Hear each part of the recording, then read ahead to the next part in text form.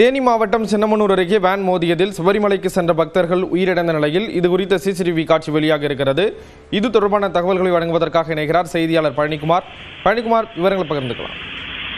ஸ்ரீராம், தேனி மாவட்டம் ஆண்டிபட்டி பகுதியை சேர்ந்த ஐயப்ப பக்தர்கள் 7 பேர் நேற்று முன்தினம் சபரிமலை ஐயப்பன் கோயிலுக்கு யாத்திரையாக நடைபயணம் மேற்கொண்டனர். அப்பொழுது நேற்று அதிகாலை நேரத்தில் சின்னமனூர் அருகே உள்ள சீலையம்பட்டி பகுதியில் நடந்து சென்று கொண்டிருந்த பொழுது திண்டுக்கல் குமுளி தேசிய நெடுஞ்சாலையில் திண்டுக்கல்லில் இருந்து சபரிமலை நோக்கி சென்ற ஐயப்ப பக்தர்களின் வேனானது இந்த ஆண்டிபட்டி பகுதியில் இருந்து சென்ற ஐயப்ப பக்தர்கள் மீது மோதியது. இதில் ஆண்டிபட்டி பகுதியைச் சேர்ந்த 55 வயதுடைய மாரிசாமி மற்றும் 37 வயதுடைய ராம்கி என இருவர் சம்பவ இடத்திலேயே பரிதாபமாக உயிரிழந்தனர்.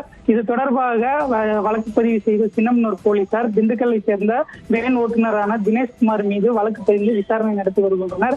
இந்த நிலையில்தான் நேற்று அதிகாலை ஐயப்ப பக்தர்கள் மீது வேன் மோதி விபத்துக்குள்ளாகும் சிசிடிவி காட்சிகள் தற்போது சமூக வலைதளங்களில் பரவி அதிர்ச்சியை ஏற்படுத்தியுள்ளது. சாலையின் இடதுபுறமாக ஐயப்பன் கோயிலுக்கு நடந்து சென்ற அந்த பக்தர்கள் மீது பின்னால் வந்த வேனானது தூக்கி வீசும் காட்சி, நெஞ்சை பதவதைக்க வைக்கும் காட்சி தற்பொழுது சமூக வலைதளங்களில் பரவி அதிர்ச்சியை ஏற்படுத்தி வருகிறது. ஸ்ரீராம், விவரங்களை வழங்கியதற்கு நன்றி பழனிக்குமார்.